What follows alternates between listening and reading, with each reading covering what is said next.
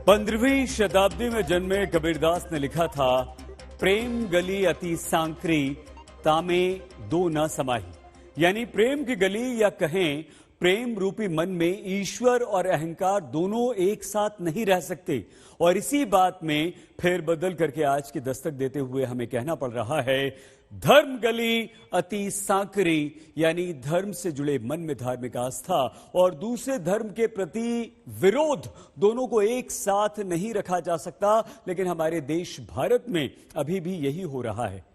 नमस्कार, आपके साथ मैं हूं सईद अंसारी। रात के 10 बज रहे हैं। आप आज तक पर देख रहे हैं दस्तक, जहां आज आपको धर्म के नाम पर धार्मिक अतिवाद, धर्म के नाम पर कट्टरता बढ़ाने वाले और भारतीय नागरिकों की तार्किक शक्ति को कमजोर करने वालों के विरुद्ध दस्तक देनी है। चुनाव उत्तर प्रदेश समेत 5 राज्यों में हो रहे हैं। विवाद हमारे देश के दक्षिण के राज्य में चल रहा है, जहां स्कूलों में हिजाब और भगवा शॉल तिलक लगाकर आने को लेकर तनाव लगातार बढ़ता जा रहा है। कर्नाटक में एक तरफ मुस्लिम छात्राएं हिजाब पहनकर स्कूल आना चाहती हैं, लेकिन इसके लिए पूरे कर्नाटक में अब जगह जगह प्रदर्शन हो रहे हैं।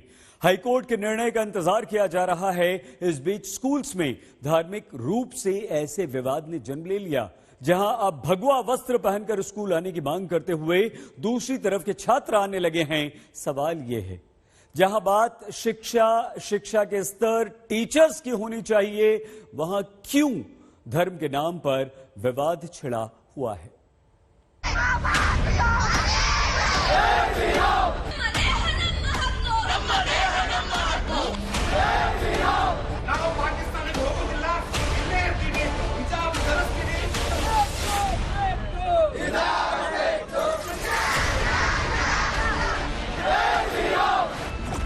एक तरफ अधिकार बताकर स्कूल कॉलेज में जिद है हिजाब पहनकर आने की, दूसरी तरफ फिर तय हुआ भगवा गमछा गले में डालकर स्कूल में पढ़ने जाने की। धार्मिक अधिकार की बात करके धर्म के नाम पर प्रतीकों के इस्तेमाल का ये विवाद देश के दक्षिण में मौजूद उस राज्य कर्नाटक में हो रहा है, जहां 2016 से 2019 के बीच सबसे ज्यादा बेरोजगारों ने खुदकुशी की है।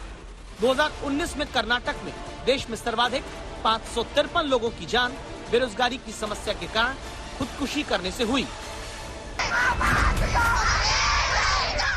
उस राज्य कर्नाटक की ये तस्वीर, जहां उडुपी से विवाद की कहानी शुरू हुई। 21 जनवरी को कॉलेज की 6 छात्राओं ने क्लास में हिजाब पहनने से रोकने के बाद विरोध किया।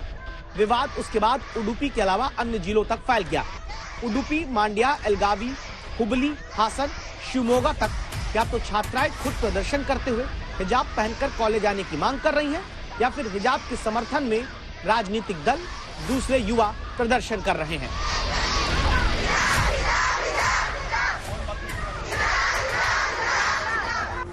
ये तस्वीरें कर्नाटक के हासन की। यहाँ छात्राएं हैं, छात्रों के साथ दूसरे समर्थक जुटे। प्रशासन से इनकी मांग कि हिजाब इनका अधिकार है, धार्मिक स्वतंत्रता की बात के साथ हिजाब पहनकर आने दिया जाए।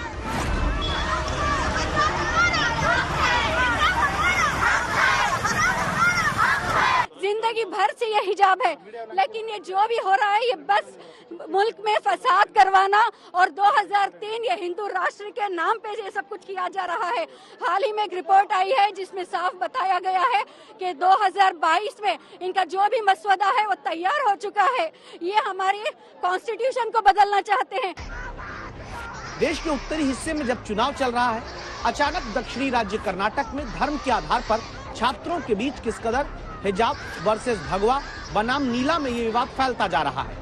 तीनों तस्वीरें आपकी टीवी स्क्रीन पर हैं, जहां हिजाब पहनकर छात्राएं आना चाहती हैं। इसके बाद भगवा गमछा गले में डालकर माथे पर तिलक लगाकर आने की मांग उडुपी में दूसरे छात्र करने लगे। कर्नाटक में ही भगवा के खिलाफ लेकिन हिजाब के समर्थन में चिकमंगलुरु में छात्र नीले रंग का गमछा गले में डालकर अब कॉलेज जाना चाहते हैं।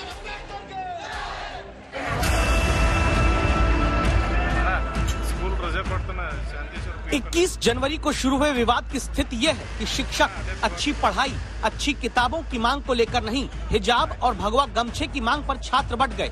ऐसा बंटे कि मुस्लिम छात्राएं जब उडुपी में कुंडापुर के कॉलेज में रोक के बावजूद दोबारा हिजाब पहनकर ही क्लास में शामिल होने पहुंची, उन्हें अलग कमरे में जगह दी गई। told that they should give us the room, extra room to us only for these students. So we are requesting that we want education. By wearing the hijab, we want education. इस विवाद के बढ़ने पर ही 5 फरवरी को एक circular निकाला गया, जिसमें कहा गया हाईकोर्ट का फैसला आने तक यूनिफॉर्म के संदर्भ में छात्राएं राज्य सरकार के नियमों का पालन करें। ರೋಡಲ್ಲಿ ಕೂತ್ಕೊಂಡು ನ್ಯೂಸೆನ್ಸ್ ಕ್ರಿಯೇಟ್ ಆಗ್ತಿತ್ತು, ಅದ್ರ ಬದಲು ಒಳಗಡೆ ಬಂದು ಕೂತ್ಕೊಳ್ಳಿ ಅಂತ ಹೇಳಿದ್ದಾರೆ. ಅಷ್ಟು ಬಿಟ್ಟರೆ ಯಾವುದೇ ಥರವಾಗಿ ಶಾಲೆಗಳಿಗೆ ಕ್ಲಾಸ್ ರೂಮ್ಗೆ ಅವ್ರನ್ನ ಬಿಟ್ಕೊಳ್ಳೋದಾಗಲಿ ಅಥವಾ ಅವ್ರಿಗೆ ಸಪ್ರೇಟ್ ಕ್ಲಾಸಸ್ ಮಾಡೋದಾಗಲಿ ಆ ಥರದ್ದೇನು ವ್ಯವಸ್ಥೆ ಇಲ್ಲ. ರಸ್ತೆ ಮೇಲೆ ಕೂತಿರೋದು ಬೇಡ. ಹೆಣ್ಮಕ್ಳು, ಇದು ಭಾರತೀಯ ಸಂಸ್ಕೃತಿ ಕಣ್ರಿ. ಹೆಣ್ಮಕ್ಳಿಗೆ क्योंकि हिजाब पहनने को लेकर कुछ छात्राएं हाई कोर्ट में याचिका दायर कर चुकी हैं। तब तक उडुपी के कॉलेज में तस्वीर भी आने लगी, जहां हिंदू धर्म के छात्र भगवा गमछा गले में डालकर जय श्री राम का नारा लगाते हुए आने लगे। उडुपी के कॉलेज के बाहर ही छात्रों को भगवा गमछा दिया जा रहा है। मांडव्या यूनिवर्सिटी के छात्र भी भगवा गमछा पहनकर ही पढ़ाई करने कॉलेज आने की मांग करते हैं। कलबुर्गी में श्री राम सेना की तरफ से हिजाब के खिलाफ और भगवा गमछे के समर्थन में नारेबाजी की गई, प्रदर्शन हुआ।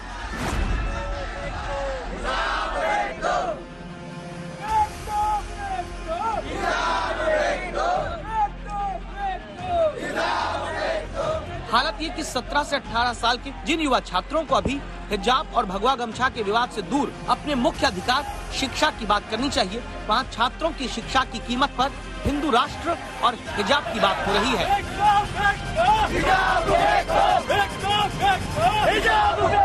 They are not interested in education. They are only diverting the issues. They can't tolerate the development of our country, the education system of our country. I told you one thing. Hindu Rashtra is our main agenda. राष्ट्रीय चिंतन है। High court के order आने के बाद ही आप decide हाँ जी, उससे पहले हम हिजाब नहीं निकालेंगे। क्लासेस हमें हिजाब के बिना हमें क्लासेस के अंदर नहीं लेंगे ना, तो हम भी यहाँ बैठेंगे ना हॉल में। हम हिजाब के साथ ही जाएंगे क्लासेस में। जब तक हाई कोर्ट का ऑर्डर नहीं आएगा तब तक हम हिजाब नहीं निकालेंगे। अगर हाई कोर्ट बोलेगा कि आप हिजाब तो हम वो बाद में देख लेंगे, उसका क्या होगा हमें डिसीजन कर लेंगे। आपका क्लास चल रहा है यहाँ पे? नहीं।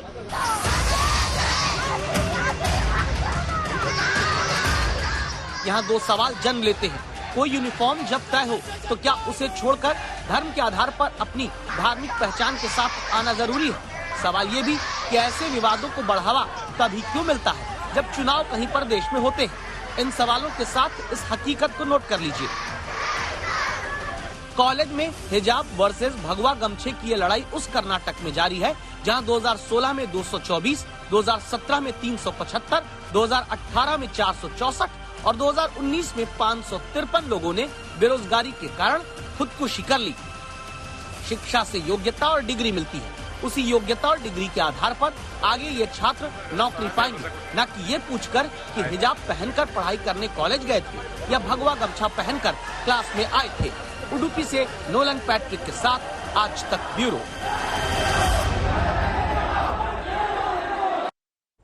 अगर CSDS के 2019 के सर्वे को हम देखें यहां पर, तो मोटे तौर पर हम ये पाते हैं कि 16% लोग हर रोज अपने धर्म के पूजा घर में जाकर प्रार्थना करते हैं। करीब 25% लोगों ने कहा है कि वो हफ्ते में एक बार धार्मिक स्थल पर जरूर जाते हैं, जबकि 31% लोगों का यह कहना है कि त्योहारों के समय में अपने धर्म के धार्मिक स्थल वो अवश्य जाते हैं।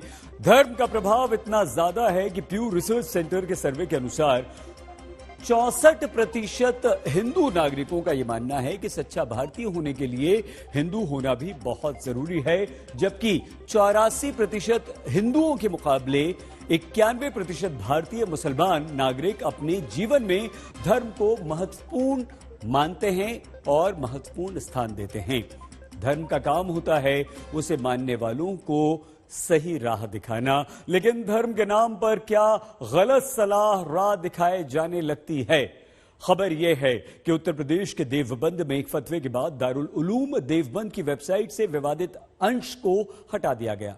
इस वेबसाइट पर गोद लिए बच्चे को लेकर फतवा अपलोड है, जिसे बाल अधिकारों के विरुद्ध बताते हुए सहारनपुर के डीएम ने ये कार्रवाई की।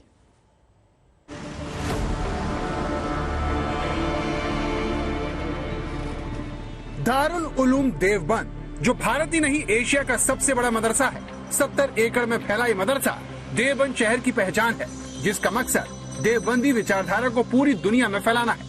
लेकिन जिस दारुल उलूम देवबंद का मकसद इस्लाम को उसके शुद्ध रूप में प्रसारित करना है, वो बच्चों को लेकर अपने एक फतवे से विवादों में घिर गया है, जिसके बाद प्रशासन ने इस संस्था की वेबसाइट से बच्चों को लेकर विवादित कंटेंट हटा दिया है।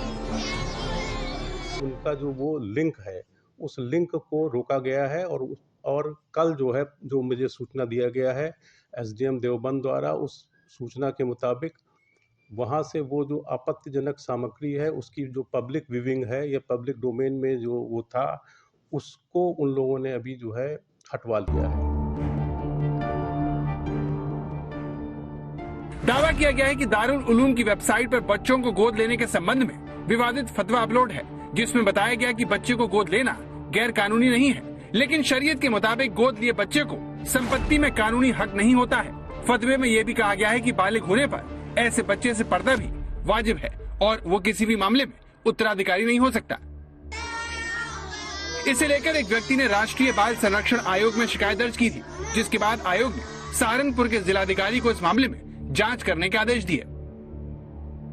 कि अगर परीक्षण के पश्चात ये पाया जाएगा कि किसी भी बाल कानून का उल्लंघन है, तो फिर निश्चित रूप से उसमें एफआईआर कराई जाएगी। ये बताया गया है कि ये प्रश्न उत्तर भी जो है वो करीब 10 साल पुराना है, ये वर्ष 2008 और 2010 का है, तो उस समय का प्रश्नों का उत्तर दिया गया था।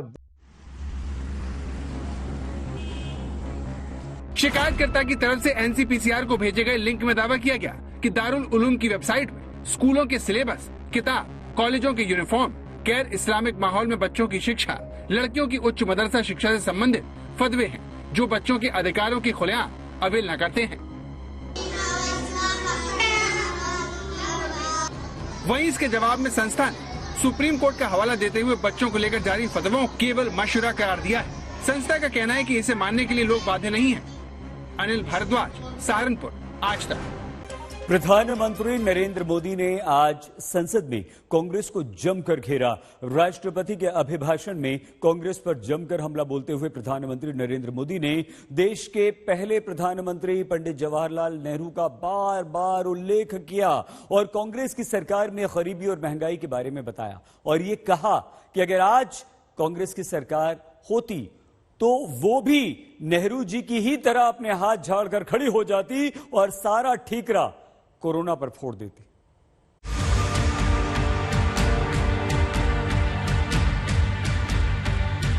60 साल के लेकर 15 साल के पूरा साल का इतने राज्य कोई आपको घुसने नहीं दे रहा है।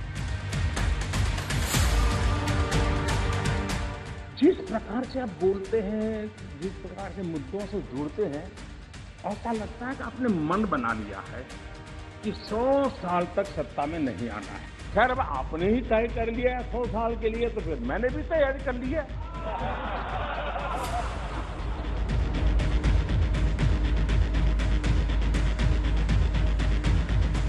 देखिए, आपकी इच्छा रहती है ना, मैं पंडित जी का नाम नहीं बोलता हूं, आज मैं बार बार बोलने वाला हूं। आज तो नेहरू जी ही नेहरू जी, मजा लीजिए। आज आपके नेता कहेंगे मजा आ गया। Jammu Kashmir, of course Jammu Kashmir, Nagaland, of course, Andaman Nicobar, of course. 2 फरवरी को राहुल गांधी ने अपने परिवार के सदस्यों की कुर्बानी का हवाला देते हुए प्रधानमंत्री पर शहंशाह की तरह देश को चलाने का तंज कसा था, जिसका आज पीएम ने सूद समेत जवाब दिया। राहुल पर ताना कसा कि वो संसद में भी पार्टी को मुश्किल में छोड़कर चले गए। मालूम है, उनको मालूम है कि मुसीबत में फंसे हैं आज, और कुछ लोग बोल करके भाग जाते हैं और जेलना ऐसे बेचारों को पड़ता है। मौका तो राष्ट्रपति के अभिभाषण पर जवाब देने का था, लेकिन पीएम का सारा फोकस कांग्रेस और राहुल गांधी पर था। प्रधानमंत्री ने अपने करीब 2 घंटे के भाषण में टुकड़े टुकड़े गैंग, अहंकार, गरीब, महंगाई, कोरोना और मेक इन इंडिया को कांग्रेस पर हमले के हथियार के तौर पर इस्तेमाल किया और पंडित नेहरू का नाम बार बार लिया। वो जब दिन को रात कहें तो तुरंत मान जाओ, नहीं मानोगे तो वो दिन में नकाब ओढ़ लेंगे। जरूरत हुई, जरूरत हुई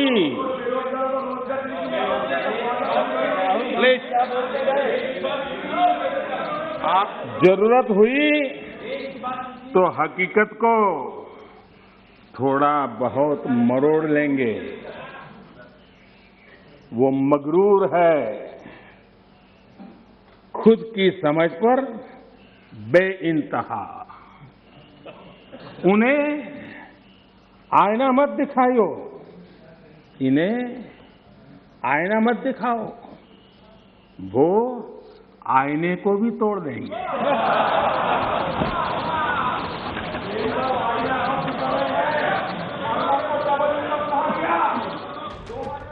प्रधानमंत्री ने शेर राहुल गांधी के उस इल्जाम के जवाब में पढ़ा जिसमें उन्होंने पीएम पर तानाशाह की तरह देश चलाने का आरोप लगाया था। That idea of a king has come back.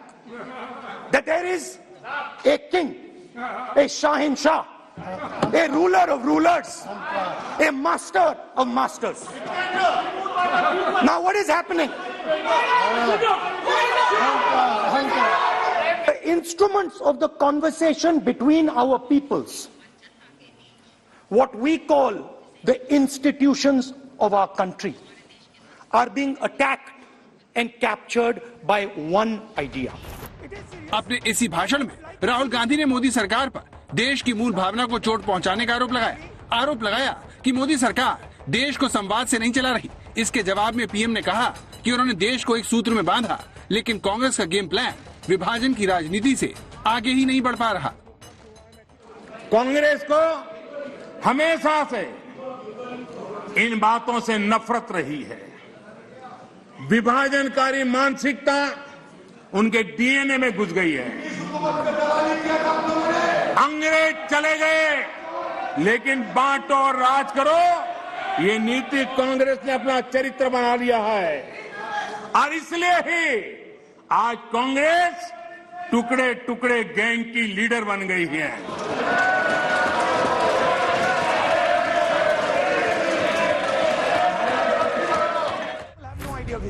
दरअसल राहुल गांधी ने अपने भाषण में कहा था कि मोदी सरकार विरोध की आवाज को दबा रही है, जबकि राष्ट्र की परिभाषा की बिल्कुल उलट है।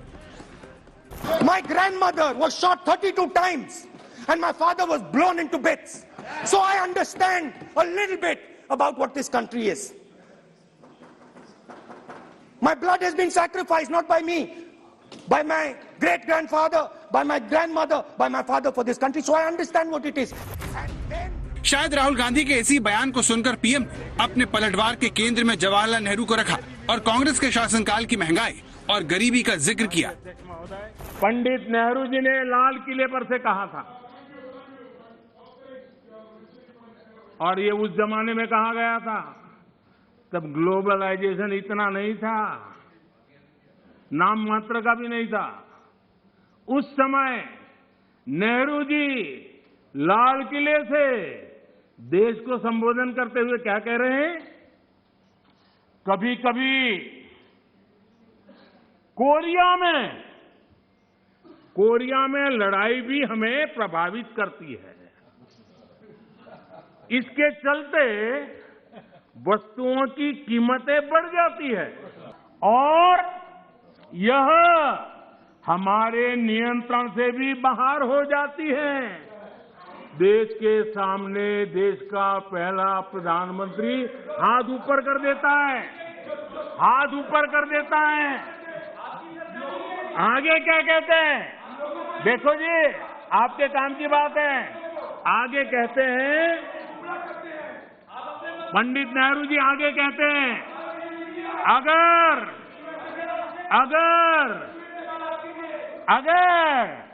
अमेरिका में भी कुछ हो जाता है तो इसका असर भी वस्तुओं की कीमत पर पड़ता है। सोचिए तब महंगाई की समस्या कितनी गंभीर थी। महंगाई पर जवाहरलाल नेहरू को पीएम ने याद करके ही जताया कि अगर कोरोना काल में कांग्रेस की सरकार होती तो वो नेहरू सरकार की तरह हाथ खड़े कर देती। कुछ और दुनिया के वाकयात, अगर वहाँ कोरिया में लड़ाई हो तो उसका असर यहाँ पड़ जाता है। चीजों के भाव पर हमारे काबू के बाहर बात है। अगर अमेरिका में कोई बात हो उसका असर यहाँ की चीजों के दाम पे पड़ जाए।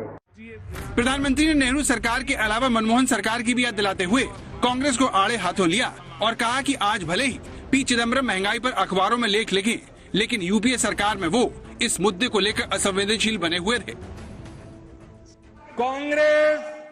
कांग्रेस के जहां महंगाई दर डबल डिजिट में थी, 10% से ज्यादा थी, वहीं 2014 से 2020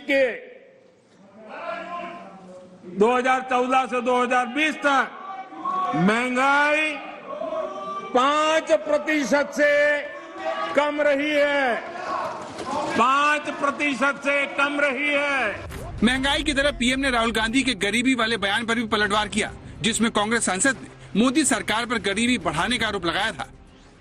27 करोड़ लोगों को हमने गरीबी से निकाला था और 23 करोड़ लोगों को आपने गरीबी में वापस डाल दिया। इसके जवाब में पीएम ने कहा कि कांग्रेस समेत बहुत से लोगों का कांटा 2014 में अटका हुआ है, इसीलिए उन्हें उससे बाहर न निकल पाने का नतीजा भुगतना पड़ रहा है और गरीब उन्हें लगातार नकार रहा है। कांग्रेस ने क्या किया? माननीय अध्यक्ष जी, कांग्रेस ने गरीबी की परिभाषा बदल दी। 2013 में एक ही झटके में उन्होंने कागज पे कमाल करके 17 करोड़ गरीब लोगों को अमीर बना दिया। इसके बाद पीएम ने मेक इन इंडिया पर राहुल गांधी को घेरा। राहुल ने कहा था कि मेक इन इंडिया कामयाब नहीं हो सकता। इसके जवाब में पीएम ने कहा कि भारत के नौजवान मेक इन इंडिया का मजाक उड़ाने वालों को मजाक बना चुके हैं। मैं देख रहा हूं आप इतने नीचे गए हो। हाँ, मुझे लगता है कि आज पंचिंग बैग बदल गया है, लेकिन आपकी आदत नहीं बदली है। वो कहते हैं मेक इन इंडिया हो ही नहीं सकता है। बताओ, इसमें आनंद आ रहा है? कोई ऐसा हिंदुस्तान के लिए सोच सकता है क्या कि मेक इन इंडिया हो ही नहीं सकता?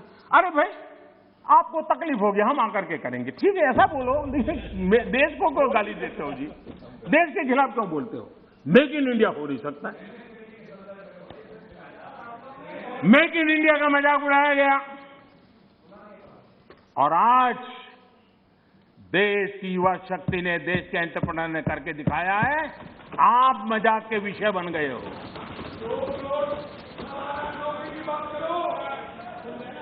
और मेक इन इंडिया की सफलता आप लोगों को कितना दर्द दे रही है, ये मैं भली भांति समझ पा रहा हूं। इस तरह लोकसभा में पीएम का भाषण कांग्रेस पर केंद्रित रहा, जो बताता है कि बीजेपी 44 पर सिमटी कांग्रेस को अब भी बहुत गंभीरता से लेती है। आज तक ब्यूरो। प्रधानमंत्री नरेंद्र मोदी ने कांग्रेस का जवाब देते हुए चुनावी राज्यों को लेकर भी दांव चला। प्रधानमंत्री मोदी ने कोरोना की पहली लहर में कांग्रेस की सरकारों पर राजनीति करने का गंभीर आरोप लगा दिया और आरोप यह भी लगाया कि महाराष्ट्र की कांग्रेस सरकार ने कैसे अप्रवासी भारतीयों को घर लौटने के लिए फ्री में टिकट बांटे, जिससे कोरोना जबरदस्त फैल गया। कोरोना के समय अलग अलग वेरिएंट्स आते हैं ना, डेल्टा, ओमिक्रॉन, वो डबल ए वेरिएंट है और वो पूरा का पूरा हिंदुस्तान की जो अर्थव्यवस्था है उसके अंदर फैल रहा है।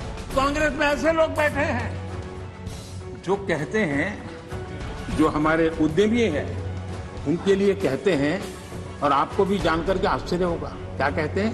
वो कहते हैं ये उद्यमी लोग कोरोना वायरस का वेरिएंट, बताइए क्या हो गया हमारे देश के उद्यमी, एक कोरोना वायरस के वेरिएंट है क्या? हम क्या बोल रहे हैं, किसके लिए बोल रहे हैं? प्रधानमंत्री नरेंद्र मोदी ने जवाहरलाल नेहरू के जरिए सिर्फ राहुल गांधी को ही जवाब नहीं दिया। लोकसभा में अपने भाषण से विरोधियों पर पलटवार करते हुए उत्तर प्रदेश, उत्तराखंड और पंजाब जैसे चुनावी राज्यों को टारगेट भी किया। कोरोना काल में कांग्रेस ने तो हद कर दी। कुछ लोगों ने जिस प्रकार का व्यवहार किया, देश उससे सोच में पड़ गया है। क्या ये देश आपका नहीं है? क्या ये देश के लोग आपके नहीं हैं? प्रधानमंत्री ने आरोप लगाया कि कोरोना की पहली लहर में कांग्रेस और आम आदमी पार्टी राजनीति करने से नहीं चूके और प्रवासी मजदूरों को घर लौटने के लिए उकसाया। सारे हेल्थ एक्सपर्ट कह रहे थे कि जो जहां है वहीं पर रुके। सब कांग्रेस के लोगों ने क्या किया? मुंबई के रेलवे स्टेशन पर खड़े रह करके मुंबई छोड़कर जाने के लिए प्रोत्साहित करने के लिए मुंबई में श्रमिकों को टिकट दिया गया, मुफ्त में टिकट दिया गया, लोगों को प्रेरित किया गया कि जाओ महाराष्ट्र में हमारे पर जो बोझ है वो जरा कम हो। दिल्ली में ऐसी सरकार थी जो है, उस सरकार ने तो जीप पर माइक बांध करके दिल्ली की झुग्गी झोपड़ी में गाड़ी घुमा करके लोगों को कहा संकट बड़ा है, भागो, गांव जाओ, घर जाओ। और उसका कारण हुआ कि यूपी में, उत्तराखंड में, पंजाब में जिस कोरोना की इतनी गति नहीं थी, इतनी तीव्रता नहीं थी, इस पाप के कारण कोरोना ने वहां भी अपनी लपेट में ले लिया।